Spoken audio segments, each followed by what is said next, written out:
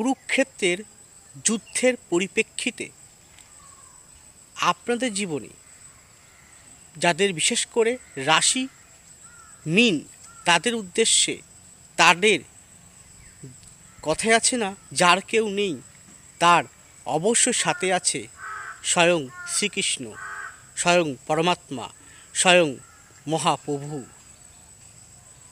যাদের কঠিনতম, যাদের করুণতম পরিস্থিতি চলছে, তাদের পাশে সর্বদাই থাকবে স্বয়ং শ্রীকৃষ্ণ, স্বয়ং নারায়ণ, স্বয়ং বিষ্ণুদেব। কুরুক্ষেত্রের যুদ্ধের মতন আপনাদের জীবনটা বর্তমানে হয়ে দাঁড়িয়ে আছে। এই পরিপ্রেক্ষিতে কি বলতে চাইছি, কি এমন বার্তা দেব যা আপনাদের চলার পথ থেকে আগামী দিনে, এখনও প্রায় আগামী 5 থেকে 7 বছর আপনাদেরকে চলতে হবে। এই কথাটি, এই ভিডিওটি, এই প্রোগ্রামটি কখনোই আপনারা মিস করবেন না, সম্পূর্ণ রাখুন, দেখুন। তাহলে এই ভিডিওটি আপনারা সেভ করে রাখুন বা রেকর্ড করে রাখুন, অবশ্য চলার পথে কাজে লাগবে, কথা দিলাম। জানতে হলে শেষ পর্যন্ত থাকুন, পুরো প্রোগ্রামটি দেখুন। সুতরাং প্রোগ্রামটি কন্টিনিউ করার পূর্বে পরবর্তী প্রোগ্রামগুলোকে অতি সহজে পাওয়ার জন্য আমার চ্যানেলটিকে সাবস্ক্রাইব করুন এবং পাশে থাকা বেল আইকনটি অবশ্যই প্রেস করবেন। আসুন তাহলে শুরু করা যাক আজকের মূল আলোচ্য পর্বে। আপনার যেটাই হোক, রাশি হতে পারে মীন অথবা লগ্ন হতে পারে মীন। মীনকেই কেন আমি এই কথাগুলো বলছি, কারণ মীন এমন একটি ভাব বা এমন একটি রাশি, এমন একটি লগ্ন যা পরমাত্মার সাথে সংযুক্ত। এই ঘরটা অতি পবিত্র, অতি নিষ্ঠা, অতি সাত্ত্বিকতা। এই ঘরের অধিপতি হচ্ছে দেবগুরু বৃহস্পতি। তাহলে মীনের বর্তমানে যে রাশি হচ্ছে মীন, তাদের 7.5 চলছে এবং আপনারা বিগত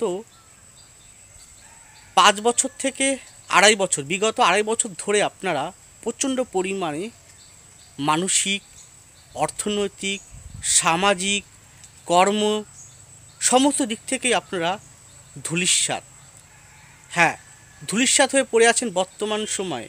চেষ্টা করছেন উঠে দাঁড়াতে, কিন্তু পারছেন না। চাইছেন শত্রুর হাত থেকে মুক্তি লাভ করতে, কিন্তু পারছেন না। চাইছেন কঠিনতম পরিস্থিতির মধ্য থেকে বেরিয়ে আসতে, কিন্তু পারছেন না। আপনাদের মনের মধ্যে ঘন কালো অন্ধকারময় কালকেউটের সাপ প্রতি মুহূর্তেই ছোবল মারছে।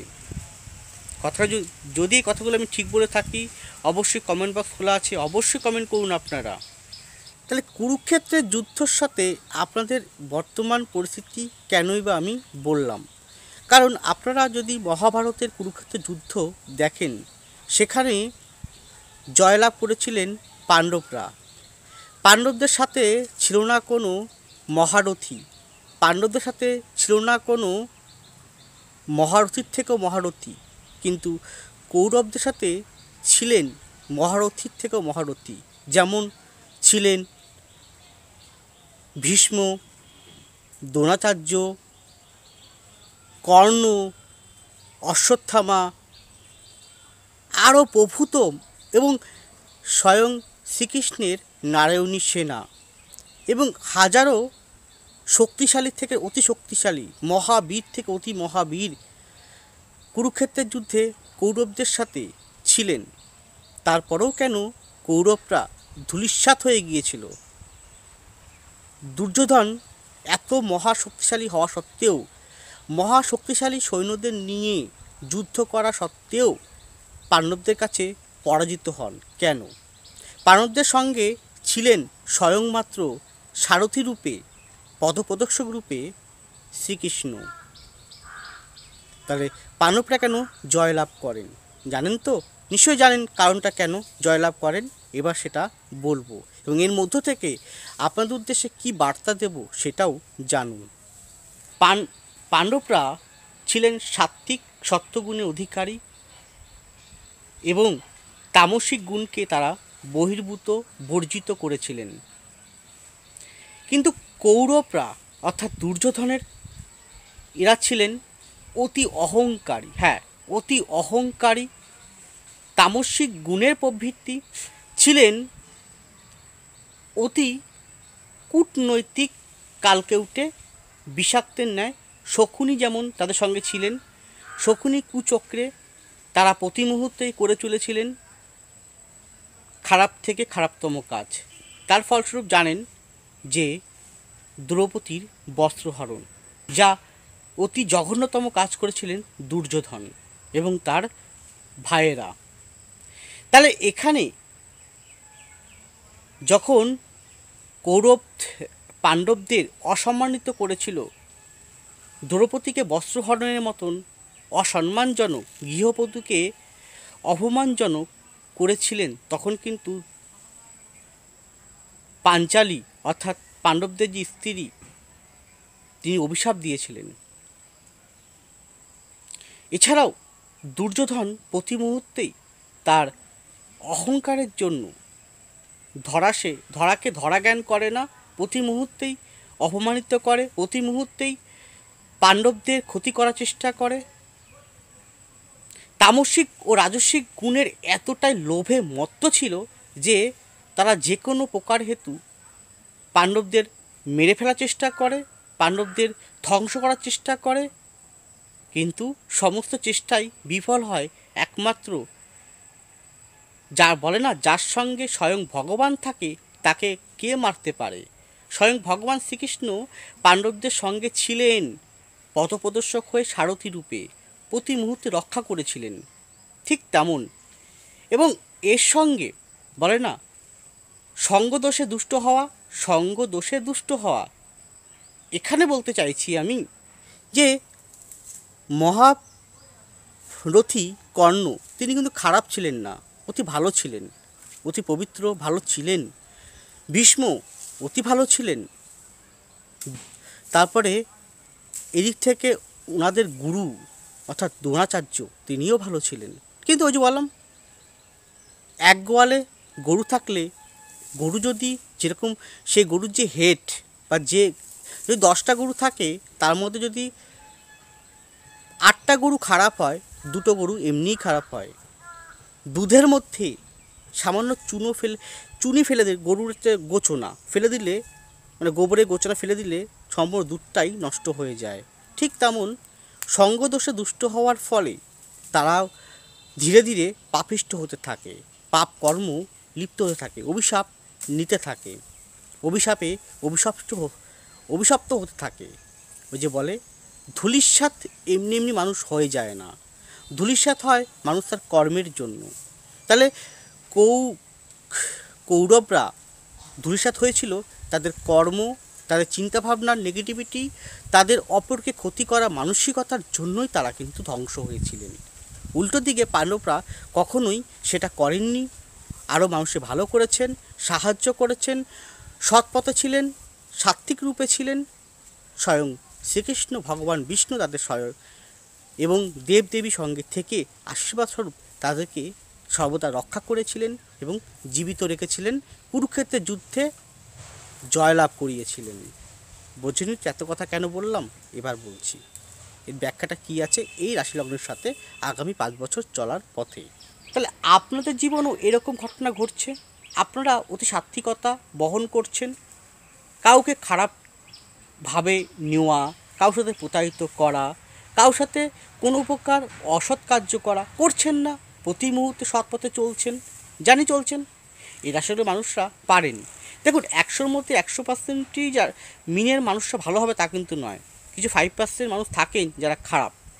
তাহলে আপনি যদি অতি সৎ মানুষ হয়ে থাকেন, সৎ পথে থাকেন, এবং এই মুহূর্তে বর্তমান পরিস্থিতিতে আপনি অত্যন্তভাবে ডিপ্রেশন, অত্যন্ত সমস্যার মধ্যে দিয়ে চলছেন, দুর্যোধনের মতন শত্রুরা আপনাকে প্রতি মুহূর্তেই ছোবল মারছে, প্রতি মুহূর্তেই বিষাক্ত করে তুলছে আপনার জীবনটাকে, ভাবছেন জীবনটা এখানেই বুঝি সমাপ্ত। কিন্তু না, আমি বলবো, যার কেউ নেই তার সঙ্গে স্বয়ং শ্রীকৃষ্ণ আছেন, স্বয়ং মাতারা আছেন, স্বয়ং মা কালী আছেন, স্বয়ং প্রভু আছেন। তো এই মতাবস্থায় আমি বলতে পারি যে আগামী 5টা বছর হয়তো আপনাদের কঠিন থেকে কঠিন সময় যাবে, কারণ বর্তমানে শনি আপনার দ্বাদশ দিয়ে পাস করছে, এরপরে রাশিলগ্নে প্রবেশ করবে, তারপরে দ্বিতীয় যা শনির নিচের স্থান মেষে ঢুকবে। তো কঠিন পরিস্থিতি অবশ্যই আগামী দিনে আসবে। আপনি সহজ মনে করবেন না, আগামী 5টা বছর আপনার জীবনের কঠিন পরিস্থিতি আসবে। প্রতি মুহূর্তেই পিছন থেকে কেউ হয়তো পা টেনে ধরবে, পায়ে পা টেনে লাগিয়ে ঝগড়া করার চেষ্টা করবে, প্রতি মুহূর্তে আপনাকে ফেলে দেওয়ার চেষ্টা করবে, প্রতি মুহূর্তে আপনাকে বদনাম করার চেষ্টা করবে, প্রতি মুহূর্তে আপনাকে ভেঙে ফেলার চেষ্টা করবে, প্রতি মুহূর্তে আপনাকে যে কোনো প্রকারে ফাঁসিয়ে দিয়ে আপনাকে আইনগত সমস্যার মধ্যে ফেলানোর চেষ্টা করবে। সংসার জীবনে তৃতীয় ব্যক্তি হয়ে কেউ আপনার জীবন নষ্ট করার চেষ্টা করবে। প্রতি মুহূর্তেই আপনার টাকার ইনক্রিজ হয়তো বাড়তে চাইবে না, আপনি চেষ্টা করবেন, পরিশ্রম করবেন, কিন্তু কোনোভাবে বাড়তে চাইবে না। তাহলে এই মতো অবস্থায় একটাই কথা বলতে পারি, যদি আপনার পাণ্ডবদের মতন সৎ থাকেন, পাণ্ডবদের মতন অনেস্ট থাকেন, পাণ্ডবদের মতন সাত্ত্বিক গুণ অধিকারী হয়ে থাকেন, তাহলে আপনার পাশে স্বয়ং আছেন শ্রীকৃষ্ণ, আপনার পাশে স্বয়ং আছেন মা তারা, আপনার পাশে স্বয়ং আছেন আল্লাহ, আপনার পাশে স্বয়ং আছেন প্রভু, যাকে আপনি ঈশ্বর বলে মনে করেন, যাকে আপনি পুজো করেন, যাকে আপনি ভক্তি করেন, এবং অবশ্যই তার সঙ্গে পিতামাতার আশীর্বাদ যদি আপনার থাকে, তাহলে কঠিন পরিস্থিতির মধ্য থেকেও মহাভারতের কুরুক্ষেত্র যুদ্ধ, এটা যেমন ইতিহাসের একটা পৌরাণিক এবং অতি সত্য কাহিনী, ঠিক তেমন আমাদের অন্তরেও চলে, আমাদের জীবনেও চলে এই কুরুক্ষেত্রের যুদ্ধ। এই যুদ্ধে আপনাকে জিততেই হবে, এই যুদ্ধে আপনি জিততে পারবেন, এই যুদ্ধে আপনি অবশ্যই পাণ্ডবদের মতন জয়ী হতে পারবেন, কারণ আপনি জানেন আপনি সৎ, আপনি জানেন আপনি অনেস্ট, আপনি জানেন আপনি ভালো কাজ করছেন মানুষের জন্য, আপনি জানেন আপনি কোনো অন্যায় করছেন না, আপনি জানেন আপনি কারো ক্ষতি করছেন না, আপনি জানেন আপনি পরিশ্রম অধ্যবসার সাথে লড়াই করে চলছেন। তাহলে স্বয়ং শ্রীকৃষ্ণ, স্বয়ং প্রভু, স্বয়ং পরমাত্মা, স্বয়ং আপনি যাকে ঈশ্বর ইষ্ট দেবদেবী মনে করেন, মহেশ্বর, ভোলানাথ, শিবশঙ্কর, মহাপ্রভু আপনার পাশে আছেন, আপনাকে রক্ষা করে চলবেন। জয় আপনার শেষ পর্যন্ত আপনারই হবে। এটি গেল অল ওভার মিনদের উদ্দেশ্যে বললাম। তাহলে ব্যক্তিগত যদি আপনার যে কোনো সমস্যার, এটা আমি অল ওভার বললাম সকলের জন্য, তাহলে ব্যক্তিগত যে কোনো সমস্যার যদি প্রপারলি কনসালটেন্সি পেতে চান, তাহলে আমাকে আপনারা প্রতি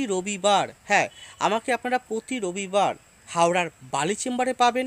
আরও আপনার ব্যক্তিগত হরস্কোপ পাম অনুযায়ী বিচার করে আমি আপনাকে সঠিক দিশা দেখাবো, সঠিক পথ দেখাবো, যে পথে এগোতে পারলে আপনার সাফল্য আপনার সামনে এসে উপস্থিত হবে, সর্বদিক থেকে আপনি রক্ষা করব, এই প্রতিশ্রুতি অন সোশ্যাল মিডিয়া দিলাম, এই প্রতিশ্রুতি প্রতিজ্ঞাবদ্ধ আমি হলাম আপনার সঙ্গে, আমি আপনাকে কথা দিলাম যে আপনাকে আমি পথ দেখাবো, 100% পথ দেখাবো, আপনার ভাগ্য উন্নতির পথে আমি সহায়ক হব, যেভাবেই হোক আপনাকে বিপদ থেকে উদ্ধার করব।